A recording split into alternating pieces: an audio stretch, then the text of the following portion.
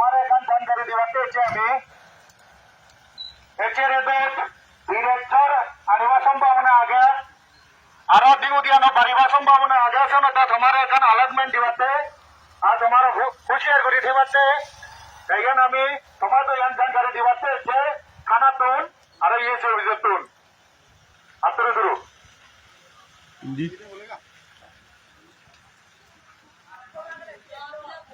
दुम्बादार वासियों ये दुम्बादार वासियों को हम खबर देने के लिए आया है। आज रात को बहुत बारों से तूफान आने का संभावना है और मैं ये दिन नदी जो है भरने का भी संभावना है। तो मैं आप लोग को ये जानकारी देने के लिए थाना से आप लोग को यहाँ पर पास में आया, आप लोग को बस्ती में आया है। तो आप लोग होशियार में रहिए आज रात को, तो बहुत बड़ा तूफान आने का संभावना है। Thank you.